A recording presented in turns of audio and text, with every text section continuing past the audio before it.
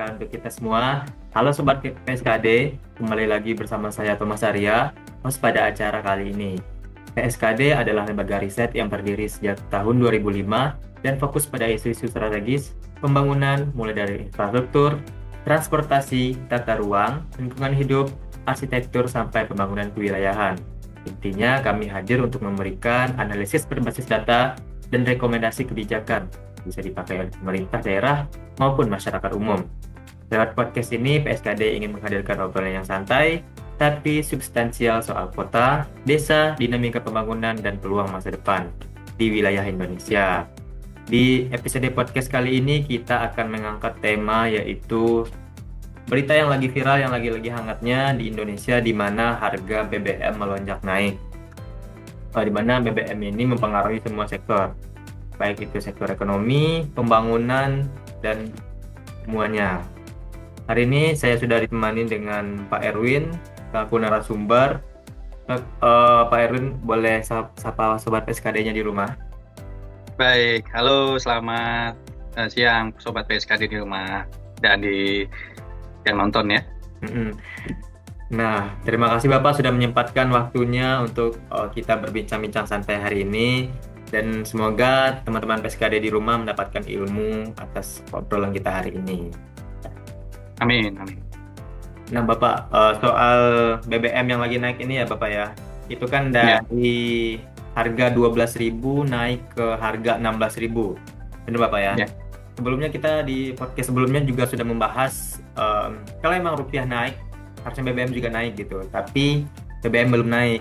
Nah, setelah beberapa waktu ternyata BBM ikut naik juga Bapak ya.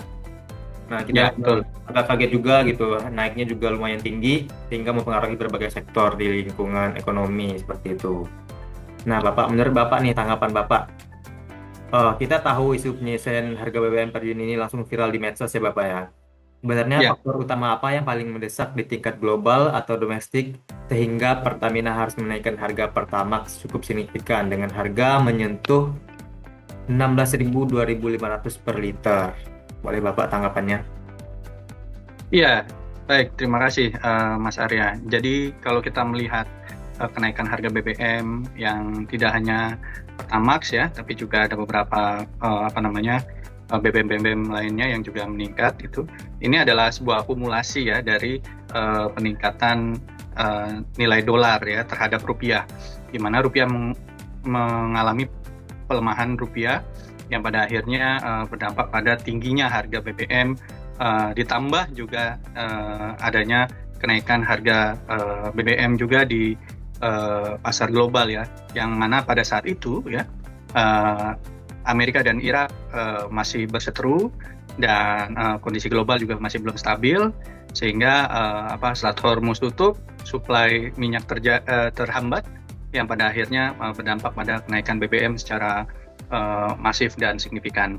Dan pada akhirnya mau nggak mau rupiah tergerus nilainya, yang mana konteks subsidi semakin besar, yang pada akhirnya mengorbankan harga BBM yang non subsidi.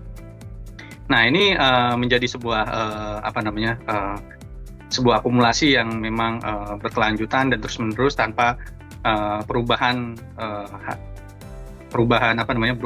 kondisi global pada saat itu ya, di mana ada perseteruan yang antara Amerika Serikat dan Iran, Israel dan Iran, yang kemudian berdampak pada supply chain minyak dunia.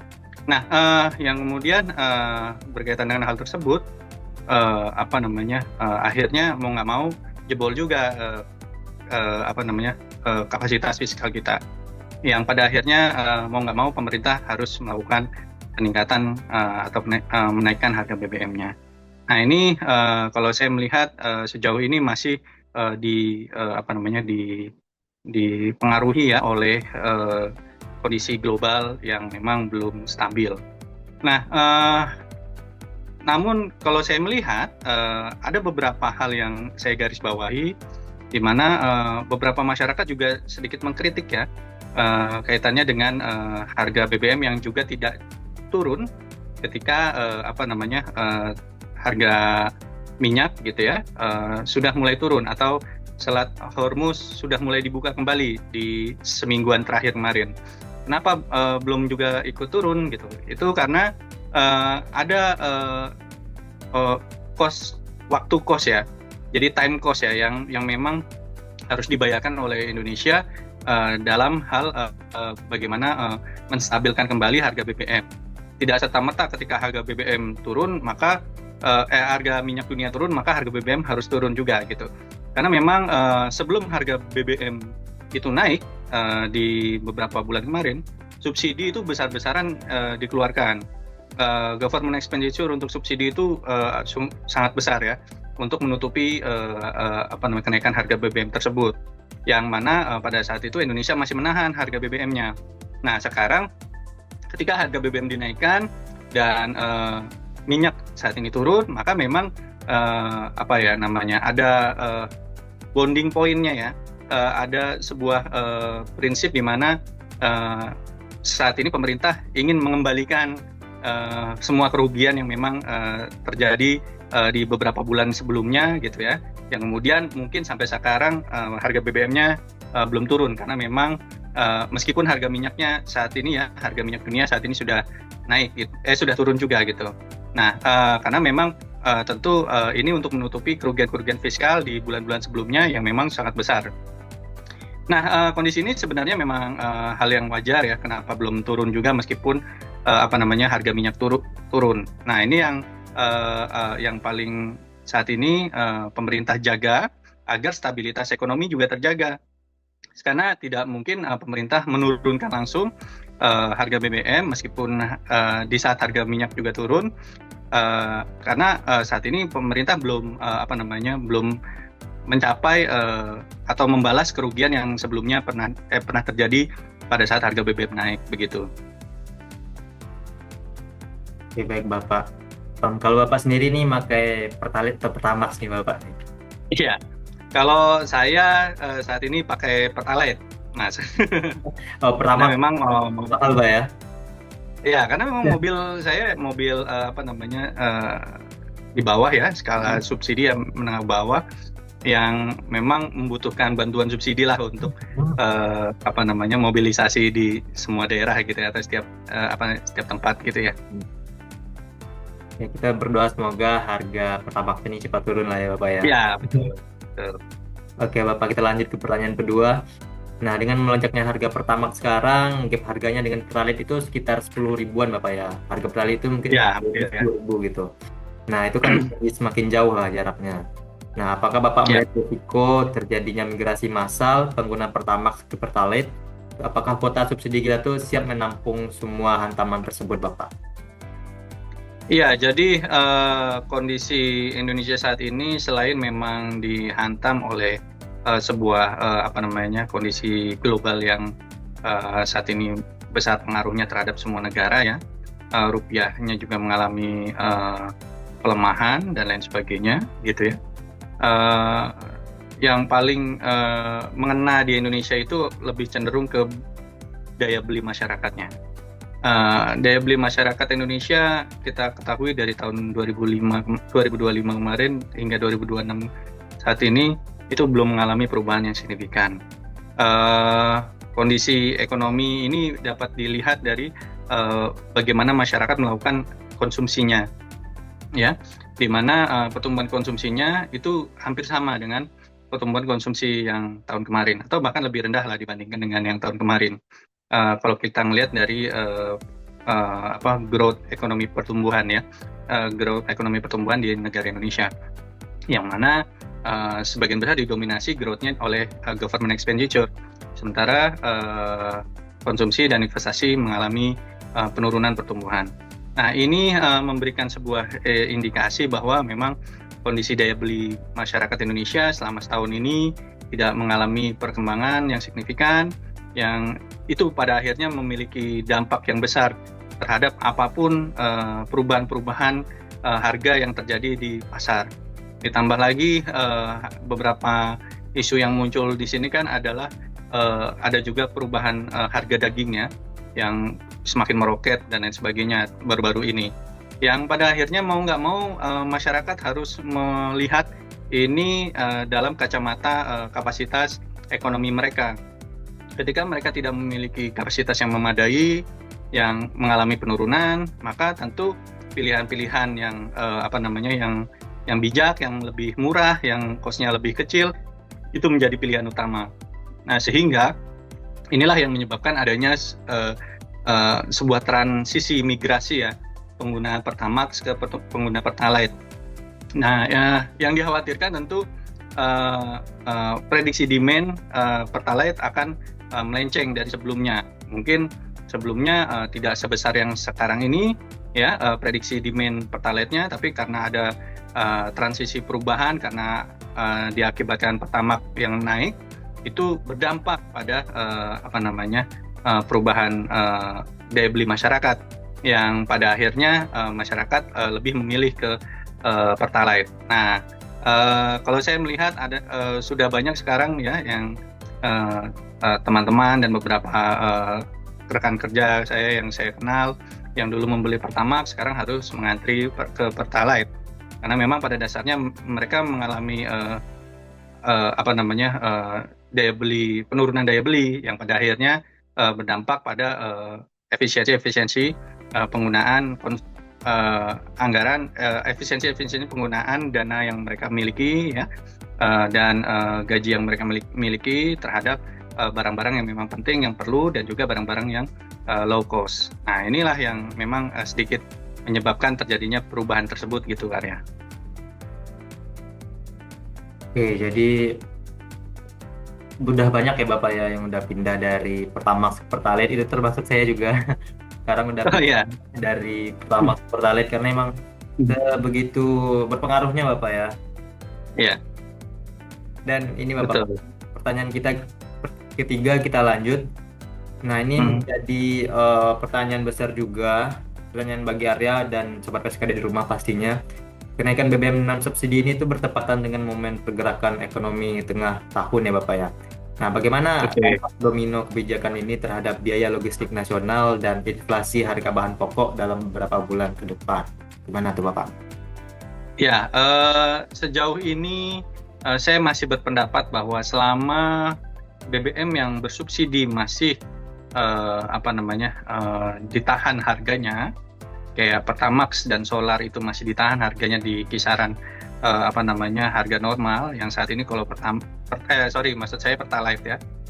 Saat ini Pertalite itu kurang lebih 10.000, dan selama pemerintah masih menjaga harga Pertalite tersebut, maka saya yakin masih belum signifikan dampaknya terhadap distribusi logistik. Tapi mungkin adanya peningkatan antrian dan lain sebagainya yang terjadi saat ini itu lebih cenderung ke bukan harga, tapi waktu atau timing headway-nya. Jadi waktu ketika dia mengantarkan satu barang misalnya bisa selesai dalam waktu 1 hari, maka dia mungkin 2 hari, karena 1 hari lanjutannya gitu ya, atau 1 hari tambahannya dipakai untuk mengantri BBM, yang mana saat ini sulit sekali didapati BBM yang bersubsidi. Nah, ini yang kemudian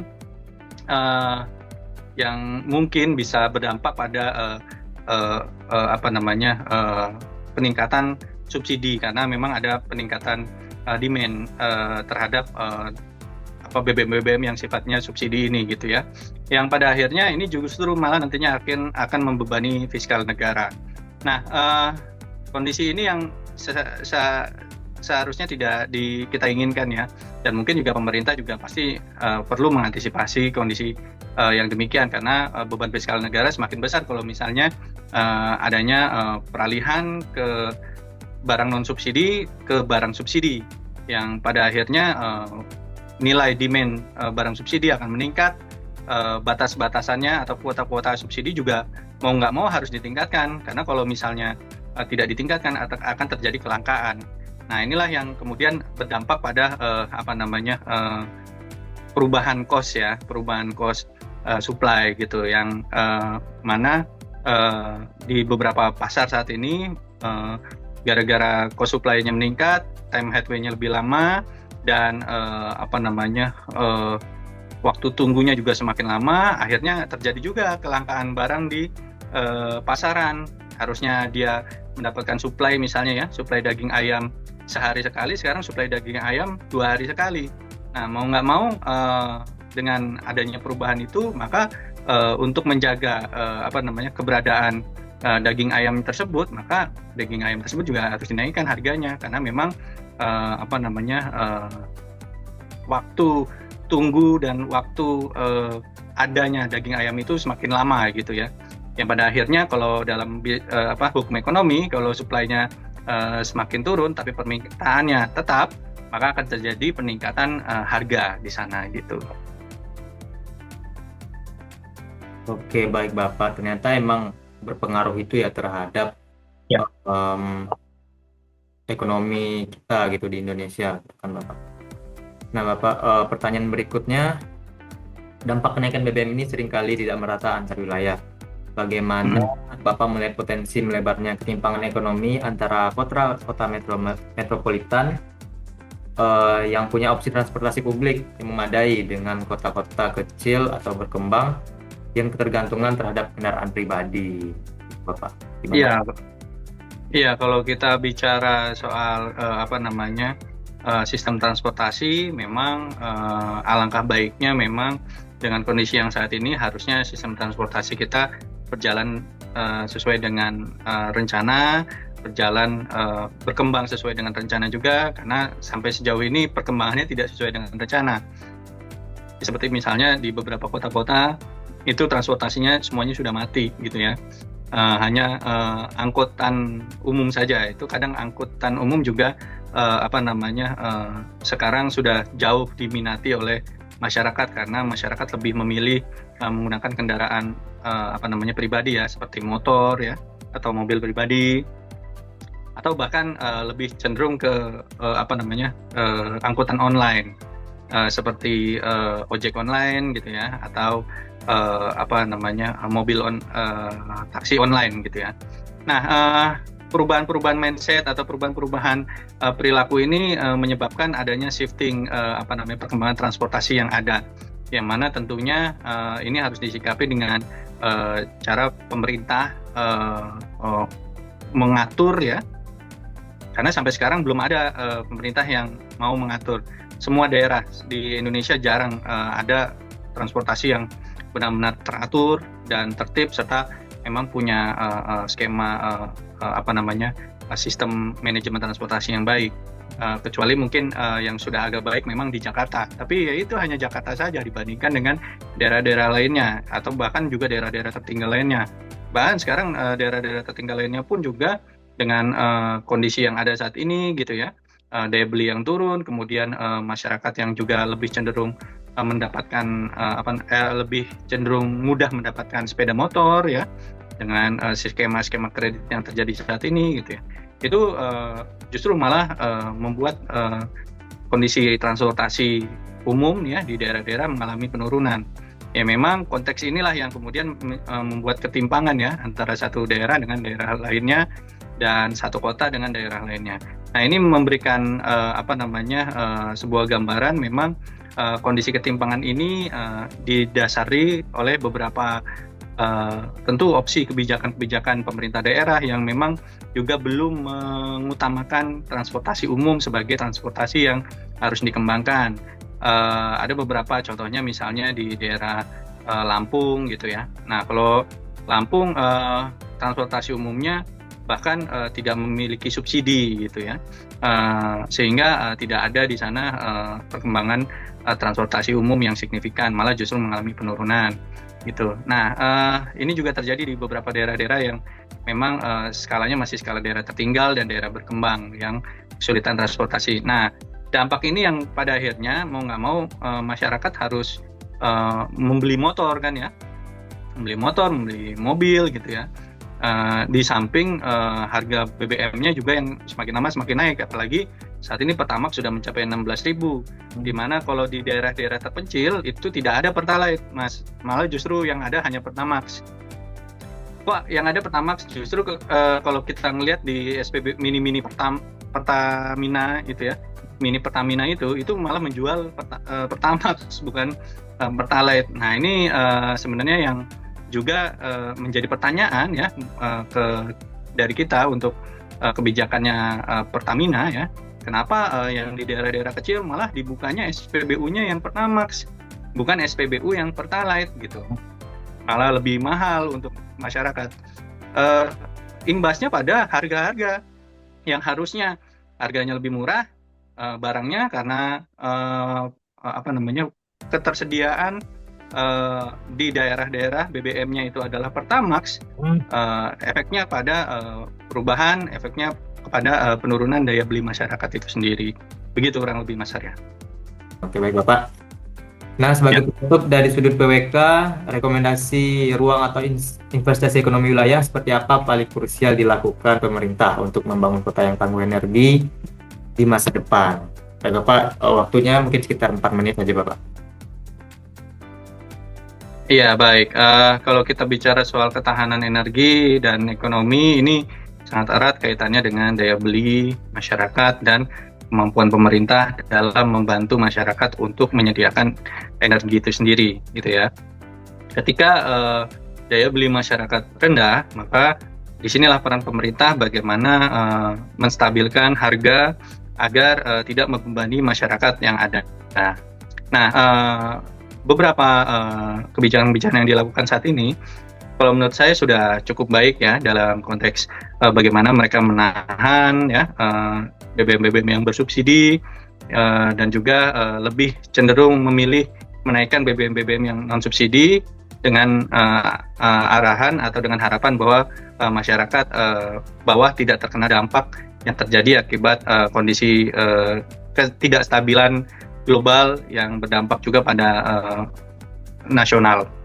Nah, namun memang selain menjaga kestabilitasan masyarakat dan harga yang ada di pasaran, maka pemerintah juga memiliki peranan ya untuk juga meningkatkan masyarakat dengan meningkatkan lapangan pekerjaan, meningkatkan investasi dan memberikan peluang sebesar-besarnya pada investor-investor untuk mengembangkan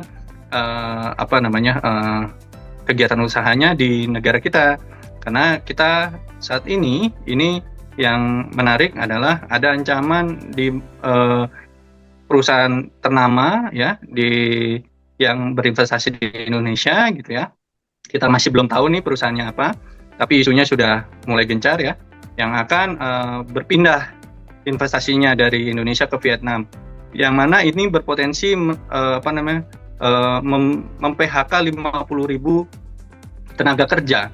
Nah, artinya apa? Ini adalah dampak yang luar biasa kepada ekonomi masyarakat. Di saat kondisi daya beli menurun, harga BBM naik, masa masyarakat harus mendapatkan kesulitan-kesulitan lain dengan di PHK dan lain sebagainya. Nah, ini yang harus juga menjadi perhatian pemerintah agar pemerintah juga berada dalam tatanan yang stabil dan negara ini berada dalam kondisi ekonomi yang baik meskipun situasinya saat ini sedang tidak baik-baik saja secara global ya. Tapi bagaimana pemerintah nasional ini punya tanggung jawab besar untuk menenangkan masyarakat agar masyarakat tidak panik dalam berbagai hal ya, baik panik buying atau panik investment atau lain sebagainya, yang mana ini berdampak pada kestabilitasan ekonomi. Nah, baik, ekonomi yang bisa berjalan dengan baik, maka akan lebih baik lagi kalau misalnya kebijakannya juga baik juga gitu. Oke, baik Bapak. Ternyata dengan kejadian ini kita belajar bahwa dengan BBM naik itu semua sektor terpengaruh ya Bapak. Dan kita berdoa semoga BBM kita cepat membaik seperti semula dan tidak mengganggu ekonomi serta aktivitas kita sehari-hari. Mungkin saya berterima kasih kepada Pak Erwin sebagai narasumber pada podcast hari ini. Itu saja podcast PSKD dan semoga kita mendapat ilmu dari pembicaraan kita pagi ini. Terima kasih Pak Erwin. Saya sudahi dengan Assalamualaikum warahmatullahi wabarakatuh. Waalaikumsalam warahmatullahi wabarakatuh.